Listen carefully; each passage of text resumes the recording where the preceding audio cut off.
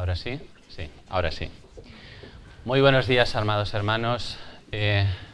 Quisiera presentar este tiempo delante de las manos del Señor, porque siempre es una gran responsabilidad compartir su palabra, y a medida que pasan los años, no sé vosotros, pero cada vez que uno tiene que compartir de la palabra del Señor, como que siente un mayor peso de responsabilidad sobre sí mismo. La verdad es que al principio Pau hablaba de aquellos discípulos que algunos dudaban, no tenían temor, otros alababan al Señor. Y nosotros vivimos, ¿verdad?, en tiempos difíciles en los que a veces tenemos miedos, tenemos temores, tenemos dudas. Recibimos, como dice el apóstol Pablo, presiones de los de fuera, presiones de los de dentro, y nos encontramos a veces un tanto debilitados, ¿verdad?, por estas presiones. Pero quisiera hoy que realmente pudiéramos, por medio de la palabra que a continuación compartiré, podernos llenar del poder del Espíritu de Dios para vencer toda tentación y todo temor. Porque, hermanos, si realmente tememos al Señor, como dice su palabra, no temeremos a nada ni a nadie más. El Señor es todopoderoso y Él está como poderoso gigante a nuestro lado. Así que vamos a orar al Señor poniendo este tiempo en sus manos. Padre amado, gracias por tu palabra en esta mañana, oh Señor. Gracias por tu sacrificio en la cruz en favor de cada uno de nosotros. Gracias, Señor, por un amor tan grande que has derramado para cada uno de tus hijos. Gracias por habernos adoptado, por habernos hecho parte de tu familia, por habernos rescatado, Señor, por habernos hecho nacer de nuevo a una realidad espiritual que desconocíamos. Oramos, Señor, en esta mañana para que sea tu Espíritu Santo el que nos hable hoy, Señor, a través de mi persona, a cada uno de nosotros, y que quites de mí todo aquello que no venga de tu voluntad, Señor. Lo pedimos todo para tu gloria y para tu honra, en el nombre de Jesús. Amén. Pau ya nos ha compartido una primera lectura en el Evangelio de Lucas, capítulo 24, del 46 al 49, y ahora vamos a continuar esa lectura en Hechos de los Apóstoles, capítulo 1, que continúa de alguna forma el relato que Lucas deja en su Evangelio. Dice en Hechos capítulo 1: En el primer tratado, oh Teófilo, hablé acerca de todas las cosas que Jesús comenzó a hacer y a enseñar, hasta el día en que fue recibido arriba, después de haber mandado mandamientos por el Espíritu Santo a los apóstoles que había escogido, a quienes también, después de haber padecido, se presentó vivo con muchas pruebas indubitables, apareciéndoseles durante 40 días y hablándoles acerca del reino de Dios. Y estando juntos les mandó que no se fueran de Jerusalén, sino que esperasen la promesa del Padre, la cual les dijo: oísteis de mí. Porque Juan ciertamente bautizó con agua, mas vosotros seréis bautizados con el Espíritu Santo dentro de no muchos días. Entonces los que se habían reunido le preguntaron diciendo: Señor, ¿restaurarás el reino a Israel en este tiempo? Y les dijo: no os toca a vosotros saber los tiempos o las sazones que el Padre puso en su sola potestad, pero recibiréis poder cuando haya venido sobre vosotros el Espíritu Santo, y me seréis testigos en Jerusalén, en toda Judea, en Samaria y hasta lo último de la tierra. Y habiendo dicho estas cosas, viéndolo ellos, fue alzado y le recibió una nube que le ocultó de sus ojos. Y estando ellos con los ojos puestos en el cielo, entre tanto que él se iba, he aquí se pusieron junto a ellos 2 varones con vestiduras blancas, los cuales también les dijeron: varones Galileos, ¿por qué estáis mirando al cielo? Este mismo Jesús que ha sido tomado de vosotros al cielo, así vendrá como le habéis visto ir al cielo. Amén. Que el Señor bendiga esta palabra en nuestros corazones. El mensaje que quiero compartir con vosotros en esta mañana seguramente serán cosas que diga que ya la mayoría de nosotros conocemos, pero hoy me gustaría que fuéramos sensibles al mover del Espíritu Santo, porque a veces nos ocurre, no sé si a ti te pasará, pero a veces a mí me ocurre, que a fuerza de leer la palabra del Señor, como que ya la tenemos tan conocida y la tenemos tan sabida, que no profundizamos en el significado tan importante que nos quiere transmitir, porque la palabra del Señor es viva y eficaz, hermanos, y traspasa más allá de las letras que tenemos escritas en nuestra Biblia. Seguramente de lo que te voy a compartir ya lo conoces, ya lo sabes, pero mi clamor al Señor y mi oración en esta mañana es que esa palabra no solamente la conozcamos, no solo la asimilemos, sino que realmente produzca el cambio para el cual el Señor la envía. Que esa palabra vivifique nuestros espíritus y nuestros corazones en esta mañana y que por él podamos salir fortalecidos de este lugar con una visión clara de lo que Dios quiere para cada uno de nosotros. La realidad es que a veces nos puede ocurrir, y más en estos tiempos en los que estamos reflexionando como iglesia acerca del propósito y la voluntad para cada uno de nosotros, nos puede ocurrir, digo, que en las circunstancias difíciles que nos tocan vivir, en las presiones que recibimos a diario, nos perdemos en las ramas nos están ocultando el bosque, no estamos viendo el bosque de Dios, simplemente vemos la rama que tenemos delante. No sé si alguna vez te haya ocurrido algo así similar. Hay tantas cosas que te rodean, tantas cosas que te preocupan, que pierdes de vista el resto del bosque y simplemente estás mirando esa rama que está tapando tu visión. Hoy quisiera que la palabra del Señor despejara nuestra visión, despejara nuestra vista para que viéramos lo maravilloso que es el Señor, para que viéramos el gran privilegio que tenemos como pueblo de Dios y para que de una forma u otra el Señor nos guíe a volver a aquellos principios básicos y sencillos del Evangelio de nuestro Señor Jesucristo, porque sin duda, si lo hacemos así, guiados por su Espíritu Santo, volveremos a reencontrar el camino que el Señor ya preparó de antemano para cada uno de nosotros. Hecho este preámbulo, quiero compartiros la proposición que el texto de la Palabra de Dios trae a nosotros en esta mañana. La proposición es la siguiente: como iglesia somos depositarios de la vida y de la obra de Cristo por medio del poder de su Espíritu Santo, y su obra de mediación y de redención para el mundo sigue a través de nosotros. Por eso he titulado mi mensaje La Iglesia que continúa la vida de Cristo.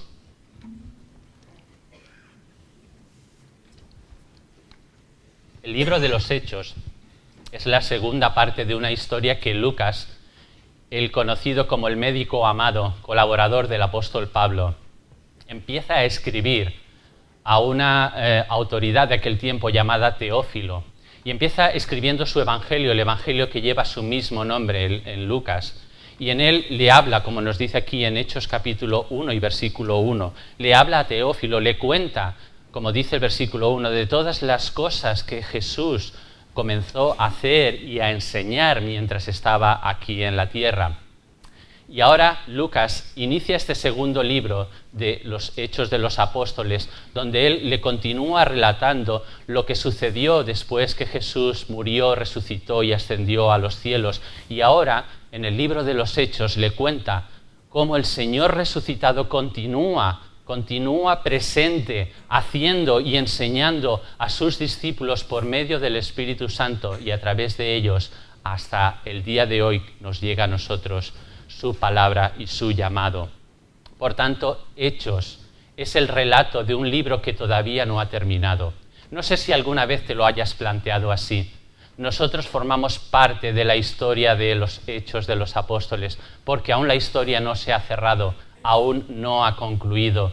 Inicia en Hechos de los Apóstoles con la iglesia primitiva, pero nosotros somos fruto y resultado del esfuerzo, del sacrificio, de la entrega de aquellos amados discípulos del Señor y de los que después les siguieron. Como oraba Jesús en su gran oración sacerdotal: no ruego solamente por ellos, sino por los que han de creer por la palabra que ellos prediquen.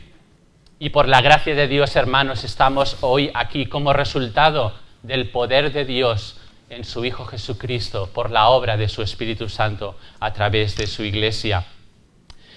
Y Jesús, hermanos, no solo vino para hacer un cambio en la historia.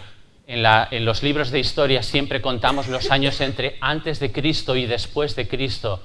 Y la gente habla de Jesús, conoce quizá algo de Jesús, lo conocen como un gran maestro, como un gran predicador, como alguien que era una persona que se entregaba por los demás. Hay mucha gente que, aunque no crea en Jesucristo como Señor y Salvador, conoce de Él. De hecho, Él provocó una profunda huella en toda nuestra sociedad. Pero es que Jesús sigue vivo hoy, hermano y hermana, a través de ti y a través de mí. Jesús sigue actuando y obrando en medio de este mundo. Jesús sigue siendo Señor, Dios Todopoderoso. Y la forma en la que Él se comunica, se manifiesta y obra es a través de su iglesia, es a través de ti y de mí. Por lo tanto, Jesucristo fue, es y será. Y nosotros, hermanos, tenemos ese gran privilegio de ser colaboradores suyos, de ser sus embajadores. La vida de Jesús continúa en su iglesia, continúa en ti y en mí. La iglesia, la que somos los depositarios de la vida y obra de Cristo Jesús por medio del poder de su Espíritu Santo. Por eso, hermanos, como dice el apóstol Pablo, es como si Dios rogase a los hombres, reconciliaos con Dios a través de nuestro testimonio, a través de nuestro ejemplo. Un tal John Foster, profesor de historia de la iglesia en la Universidad de Glasgow, que también fue misionero en China, cuenta la historia de un buscador hindú que vino una vez a ver a un obispo indio. Este hombre, este hindú, sin ayuda de nadie, había leído todo el Nuevo Testamento y al leerlo se había sentido atraído irresistiblemente por la persona de Cristo. Luego él había seguido leyendo el Nuevo Testamento y después de los Evangelios se encuentra en un nuevo mundo. En los Evangelios trataba sobre Jesús, su vida, su obra, su sacrificio. Y en los Hechos, al continuar leyendo este hombre, se dio cuenta de que allí se relataba lo que hicieron, lo que pensaron, cómo obraron y enseñaron los discípulos de Jesús que ocuparon el lugar que Jesús había dejado en la tierra. La Iglesia, reflexionaba él, sigue adelante desde el punto en el que Jesús dejó aquí en la tierra su vida y ascendió al cielo. Y por tanto dijo aquel hombre: yo tengo que pertenecer a la iglesia que continúa la vida de Cristo. Yo tengo que pertenecer a la iglesia que continúa la vida de Cristo. Por tanto, el libro de los Hechos nos habla de esa iglesia que continúa la vida de Cristo.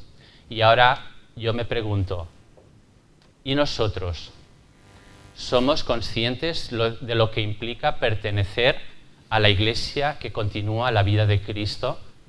¿Nos damos cuenta de qué tremendo privilegio tenemos de ser portadores de la vida de Jesús a través de nuestras vidas por su Espíritu? ¿O vivimos tan ajetreados con las cosas del día a día, tan ocupados en nuestras cosas del día a día que nos olvidamos por completo de que estamos aquí con una misión que cumplir? Que estamos aquí a través de esas actividades, sí, que no debemos dejar de hacer, pero que han de ser señales, testigos de lo que Jesús ha hecho en nuestras vidas, siendo ejemplos, siendo sal y siendo luz para los que nos rodean. Pero en esta mañana, honestamente, si nos reconocemos delante del Señor faltos quizá de más pasión por el Señor, de falta de entrega, quizá de un tanto de adormecimiento, quiero, juntamente con vosotros, reflexionar en la forma en la que el Señor nos va a cambiar por completo, que no es otra que clamar al Señor para que venga su poder sobre su pueblo, para clamar al Señor para poder recibir el poder que viene por su Espíritu Santo para seguir adelante. Esto es lo que Lucas está diciendo aquí en los versículos 1 al 5, y este es el primer punto de nuestro mensaje. Necesitamos desesperadamente, hermanos, poder de lo alto para seguir adelante. Si lo hacemos en nuestras fuerzas, sin duda fallaremos, nos dañaremos y caeremos. La única forma de salir victoriosos en este mundo, la única manera de superar todas las dificultades y todos nuestros miedos es clamar al Señor para que su Espíritu Santo nos bautice de tal forma que recibamos ese poder que Él les dijo a sus discípulos que debían recibir para proclamar su nombre. Estos versículos nos cuentan cómo recibió la Iglesia en aquel tiempo el poder para cumplir su misión a través de la obra del Espíritu Santo. Y es que uno de los títulos que se le da al Espíritu Santo es el de Consolador, es decir, alguien que alivia la pena o el dolor de alguien. Pero quizás sería más exacto hablar del Espíritu Santo como el Confortador, que viene del latín fortis, que quiere decir fuerte, valiente, el que da vigor, el que da espíritu y fuerza, el que consuela y alienta al que está afligido. Hay muchas otras funciones que el Espíritu Santo tiene para cada uno de nosotros, pero una de las que quisiera destacar en esta mañana y que creo que necesitamos como Iglesia de Cristo es un espíritu de poder de parte de Dios que nos dé la valentía necesaria para continuar adelante con el llamado. En el libro de los Hechos y en todo el Nuevo Testamento es muy difícil separar la obra del Espíritu Santo de la obra del Cristo resucitado. Y no tenemos por qué separarlas porque están presentes en medio de la iglesia de los Hechos, en medio de la iglesia primitiva. Porque además, hermanos, la venida del Espíritu Santo fue el cumplimiento de la promesa hecha por Dios, por Jesús mismo, que lo hemos leído en Mateo 28:20. Y he aquí, yo estoy con vosotros hasta el fin del mundo. Y esa presencia de Jesús era la venida de su Espíritu Santo, con el cual tendríamos la persona, la obra de Cristo, presente y viva y real en cada uno de nosotros. Y es algo muy importante, hermanos, que debemos recordar, que debemos atesorar. Jesús les dijo a sus discípulos que debían esperar la venida del Espíritu Santo, nos dice en el versículo 4, la promesa del Padre, la cual oísteis de mí. Y en verdad, hermanos, recibiríamos más poder, más valor y tendríamos esa paz de Dios que sobrepasa todo entendimiento si aprendiéramos a esperar el tiempo y el mover del Señor, si aprendiéramos a acompasar nuestros pasos a los pasos de Dios, si el latir de nuestro corazón sincronizara con el latir del corazón de Dios. Entonces se haría la realidad el versículo de Isaías 40:31 que nos dice: los que esperan en el Señor tendrán nuevas fuerzas, levantarán alas como las águilas, caminarán y no se fatigarán. Hermanos, ellos debían ser bautizados, pero ya no con agua como hizo Juan el Bautista preparando el camino del Señor, sino con el Espíritu Santo, como nos dice en el versículo 5. Necesitamos, hermanos, poder también, y este es el segundo punto de nuestro mensaje, para vivir en el reino de Dios y para ser sus testigos. Esto lo vemos en los versículos del 6 al 8. La verdad es que los discípulos, a pesar de haber estado 3 años conviviendo con Jesús, viviendo en primera persona sus enseñanzas, viendo sus milagros, viendo a Jesús transfigurarse en aquel monte, viendo su gloria, viendo su muerte, yendo a la tumba y viendo que estaba vacía, viendo a aquellos ángeles que le decían: ¿por qué buscáis entre los muertos al que vive? Id y proclamad: Jesucristo ha resucitado, Él vive. ¿Nos podemos imaginar una escuela mejor para unos discípulos que habían recibido personalmente del Señor Jesús esa enseñanza? Pues con todo y con eso, Jesús, al momento de ascender a los cielos, les recuerda que no se muevan de Jerusalén y que esperen aún y así a que venga sobre ellos el Espíritu Santo. Hermanos, ellos necesitaban el poder del Espíritu Santo para no ser simplemente testigos oculares. Debían ser personas transformadas por el poder de Dios, personas que con autoridad y con gran denuedo, como vemos luego en Hechos 2, cuando desciende en Pentecostés el Espíritu Santo sobre los discípulos y Pedro se levanta en medio de la asamblea de Jerusalén, aquel que había negado a Jesús, aquellos discípulos que habían corrido despavoridos cuando apresan a Jesús, cuando viene finalmente sobre ellos el Espíritu Santo, tienen tal valentía que no tienen ningún temor de levantarse delante de aquella asamblea de Israel y denunciar que aquel Cristo que vosotros habéis crucificado, Dios le ha hecho Señor y Salvador. Y en el nombre de Jesús os proclamamos su nombre para que en él tengáis arrepentimiento y perdón de pecados. Y dice la palabra que en aquel día se convirtieron como 3.000 personas.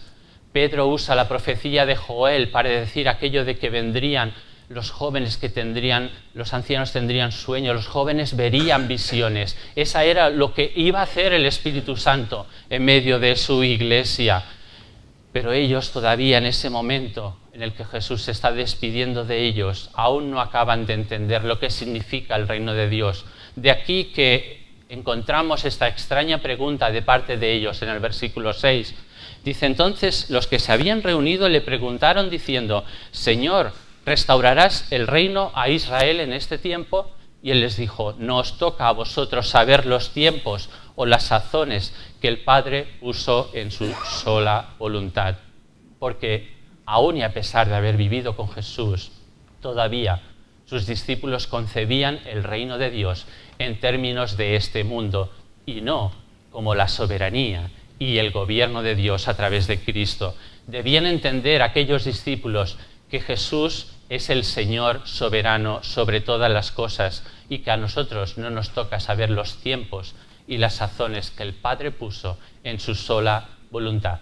Por eso les era necesario recibir el poder del Espíritu Santo para comprender la magnitud, el alcance universal del reino que Él venía a establecer a través de su Hijo, de su sacrificio en la cruz, que iba mucho más allá de los límites territoriales de Israel. No se trataba de un reino político, se trataba de un reino en el que se haría la voluntad de Dios, como Jesús oró en el Padre Nuestro, así en el cielo como en la tierra. Era un reino donde cada hijo de Dios iba a establecer su gobierno, el gobierno de Cristo a través de su vida y de su testimonio. Un reino que se movería en el poder del amor en Cristo Jesús. No un reino que sería tomado por las armas, por la fuerza. Un reino que conquistaría los corazones de las personas a través del amor derramado por Cristo en la cruz. Jesús entendía el reino de Dios como la sociedad en la tierra donde la voluntad de Dios se hace tan perfectamente como en el cielo. Hermanos, a eso nos llamó el Señor. A eso nos llamó el Señor.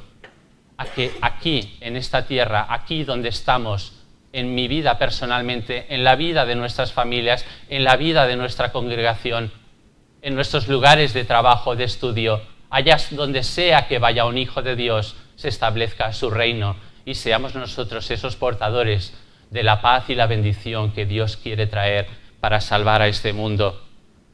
Necesitamos poder, hermanos, como iglesia, poder de su Espíritu Santo para continuar la vida y el reino de Cristo en la tierra. Y necesitamos, al igual que lo necesitaban aquí los discípulos, recibir poder, como dice en el versículo 8, cuando haya venido sobre vosotros el Espíritu Santo. Hermanos, necesitamos el Espíritu de Cristo. Y Lucas ya en estos breves versículos nos ha hablado por 2 veces en su relato de la obra del Espíritu Santo.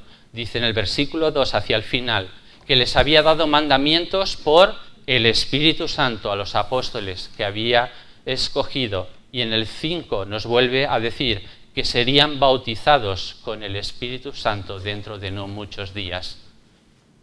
Y es verdad, y todos lo sabemos, es evidente que el Espíritu Santo siempre ha formado parte de la Trinidad de Dios y lo vemos actuar a lo largo de la historia bíblica desde el principio de la creación. Pero en esta ocasión, cuando Jesús está a punto de despedir a sus discípulos, les está anunciando que el Espíritu Santo vendría para quedarse definitivamente en los corazones de aquellos de sus hijos que por la obra y el sacrificio de Cristo nacieran de nuevo a una nueva realidad espiritual.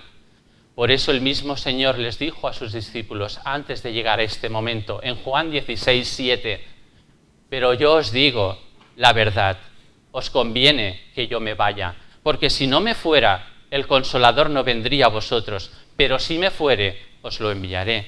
Y en Juan 14, 26 les sigue diciendo a sus discípulos, mas el Consolador, el Espíritu Santo a quien el Padre enviará en mi nombre, Él os enseñará todas las cosas y os recordará todo lo que yo os he dicho.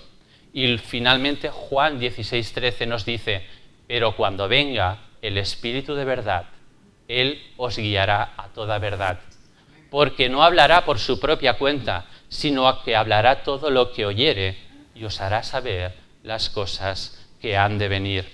Por tanto, hermanos, el poder del Espíritu Santo iba a hacer testigos a aquellos discípulos, como les dice en el versículo 8, y recibieron en el día de Pentecostés ese poder, esa visitación, ese bautismo del Espíritu Santo que transformó radicalmente sus vidas y los capacitó para poder entregar sus vidas, como muchos de ellos murieron perseguidos, atribulados y masacrados por predicar el nombre de Cristo. ¿Somos nosotros de esta pasta como estos discípulos? ¿Realmente apreciamos, clamamos y esperamos en el poder de Dios por su Espíritu Santo, que nos dé la fuerza necesaria para vencer los miedos, las burlas de aquellos que se ríen de nuestra fe? ¿De verdad estamos preparados, meditando su palabra, para que ésta nos alimente y a su vez nosotros podamos compartir de una forma sencilla pero clara la palabra del Evangelio de Cristo? ¿Cuántas personas cada día pasan a nuestro lado y perdemos oportunidades de testificar de Cristo? O quizá peor aún, hemos hablado de Cristo, pero luego han visto nuestras vidas en las que falta el poder de Dios obrando como en aquellos discípulos. Y hermanos, esta palabra no es para hundirnos, no es para deprimirnos, no es para que nos sintamos mal, es para que si reconocemos que nos encontramos en esta situación, nos unamos todos juntos en un clamor al Señor para que su Espíritu Santo nos dé un nuevo bautismo, para que su Espíritu Santo descienda con poder sobre cada una de nuestras vidas, para que de esta manera podamos afrontar sin ningún temor la obra que el Señor nos ha encomendado. El Señor Jesús encomendó a aquellos discípulos que debían ser testigos de su Evangelio desde Jerusalén hasta lo último de la tierra. Lo hemos leído en Lucas 24 y ahora en Hechos 1, capítulo 8 y segunda parte nos lo vuelve a decir: me seréis testigos en Jerusalén, en toda Judea, en Samaria y hasta lo último de la tierra. Hermanos, ¿cuál es nuestra visión como iglesia? Seremos una luz que se extiende desde Palma al Mediterráneo. Pues yo digo, hermanos, que si de verdad buscamos y anhelamos esta visitación de su Espíritu Santo, eso va a ser una realidad, porque no nos vamos a conformar con ser sal y luz aquí, al lado nuestro, que está muy bien, sino que al mismo tiempo seremos luz en nuestro Jerusalén, en nuestra Judea y hasta en lo último de la tierra, porque hermanos, nuestra misión está tanto con los que están cerca como con los que están lejos. Acabamos de recibir unos saludos de unos hermanos que se encuentran en Macedonia. La iglesia nuestra está extendida. Hay hermanos que han salido a otros lugares a servir al Señor en un tiempo de voluntariado, en un tiempo de misión, con nuestras ofrendas. Cuando los terceros domingos de mes ofrendamos para Manos con Propósito, a través del Día de Dorcas estamos alcanzando lugares al otro lado del planeta, donde estamos con nuestras ofrendas bendiciendo, con nuestras oraciones extendiendo el reino de Dios. Por lo tanto, hermanos, es necesario que el reino de Dios se establezca aquí en Palma, pero en Mallorca, en Europa y en el resto del mundo. Y es también nuestra responsabilidad, hermanos, como hijos de Dios. Si hemos visto en el primer punto que necesitamos el poder del Espíritu de Dios para poder seguir adelante, y en el segundo punto del mensaje hemos visto que igualmente necesitamos el poder del Espíritu de Dios para vivir la realidad de su reino y poder ser testigos que con poder proclamen su Evangelio, en el tercer y último punto de nuestro mensaje veremos cómo necesitamos poder para apreciar y valorar la gloria de la ascensión de Cristo al cielo y valorar y esperar con gozo y alegría la segunda venida de nuestro Señor Jesús. En los versículos del 9 al 11 nos dice: y habiendo dicho estas cosas, viéndolo ellos, fue alzado y le recibió una nube que le ocultó de sus ojos. Y estando ellos con los ojos puestos en el cielo, entre tanto que él se iba, he aquí se pusieron junto a ellos dos varones con vestiduras blancas, los cuales también les dijeron: varones Galileos, ¿por qué estáis mirando al cielo? Este mismo Jesús que habéis visto, que ha sido tomado de vosotros al cielo, así vendrá, al igual que le habéis visto ir al cielo.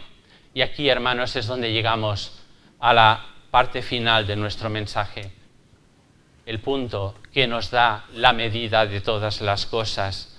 Jesucristo debía ascender al cielo para que, como él mismo nos dijo en Juan capítulo 14 y versículo 2, nos fuera a preparar muchas moradas en la casa de su Padre. Jesús está preparando hogar para nosotros, morada en el cielo. Nuestro paso aquí en la tierra es temporal. Nuestras casas de ladrillo son temporales. Nuestra morada está en los cielos con Jesús y Él se ha ido a preparar lugar, nuestra morada definitiva para ti y para mí. Así que cuando las presiones del día a día te nublen la vista, levanta tus ojos al cielo y di: Señor, ven pronto. Yo sé que mi casa está contigo allá en los cielos. Yo sé que estás preparando tesoros para mí. Yo sé que aquí solo estoy de paso. Por lo tanto, no me voy a afanar tanto por ganar ese dinero, o no me voy a afanar tanto por lograr según qué cosas, si no es que están en tu propósito y en tu voluntad. Pero Jesús además tuvo que despojarse de su gloria y de su divinidad para venir aquí a la tierra y hacerse como uno de nosotros y morar y cumplir así la ley de Dios que nosotros no habíamos podido cumplir por más que nos esforzáramos. Al hacerlo, cumplió el mandato del Padre de traer salvación a toda la tierra por medio de su sacrificio en la cruz. Como dice también en Juan 3:16, para que todo aquel que en Él crea no se pierda, mas tenga vida eterna. Jesús además debía volver al Padre en gloria para que se cumpliera la palabra que dice Filipenses 2, 9, 10, por lo cual Dios también le exaltó hasta lo sumo y le dio un nombre que es sobre todo nombre, para que en el nombre de Jesús se doble toda rodilla de los que están en los cielos y en la tierra y debajo de la tierra. Y he aquí un hecho incontestable, hermanos, como les dijeron aquellos ángeles a los discípulos que se quedaron mirando de manera absorta hacia el cielo: este mismo Jesús que ha sido tomado de vosotros al cielo, así como le habéis visto ir, vendrá de nuevo. Y es cuando la Iglesia del Señor debe clamar, como siempre lo ha hecho a lo largo de la historia: Maranata, sí, ven Señor Jesús. El Señor viene, hermanos, y eso forma parte de la predicación de nuestro Evangelio, porque a veces la gente está muy acomodada, pero la realidad es que el Señor vendrá, tarde o temprano vendrá. No sabemos ni el día ni la hora, como les dijo a sus discípulos, porque eso solo está en el conocimiento del Padre. Pero sí es una realidad que los tiempos se van cumpliendo y los tiempos se van acortando y debemos estar preparados para la venida de nuestro Señor Jesucristo. Debemos predicar el Evangelio de nuestro Señor Jesucristo, proclamando su pronta venida y la urgencia que hay de que la gente se convierta de sus ídolos al Dios único y verdadero, que de verdad conozcan que solamente en Cristo hay salvación, que solo es el camino, la verdad y la vida. Y estamos convencidos, hermanos, de que cuando llegue esta culminación de los tiempos, Jesucristo será el único indiscutible juez y soberano sobre todo y sobre todos. En ese momento toda rodilla se doblará y toda lengua confesará que Jesús es el Señor. Por lo tanto, hermanos, su segunda venida no es un tema para que especulemos, no es un tema simplemente de simple curiosidad. Es un llamado personal para ti y para mí, para que nos esforcemos y estemos preparados para cuando llegue ese día, para que cuando Él llegue nos encuentre preparados y dispuestos, trabajando en toda buena obra. Por eso, hermanos, como Iglesia de Cristo, somos depositarios de la vida y obra de salvación por medio de su Espíritu Santo. Y su obra de redención continúa, su vida sigue presente a través de nosotros, hasta que Él venga en gloria, hermanos. Que el Señor nos llene de su poder, que nuestra oración sea: ven Señor Jesús, ven Espíritu Santo de nuevo sobre mí, lléname de tal forma de tu poder que me capacite para vivir la vida que tú esperas de mí, porque reconozco que por mí mismo y en mis fuerzas no soy capaz. Te necesito, Señor. Acude a mí, ven a mi rescate. Estoy seguro que si esta es la oración de tu corazón, el Señor va a responder y te va a visitar de una manera especial. Esa es mi oración y es mi deseo. Que el Señor nos bendiga.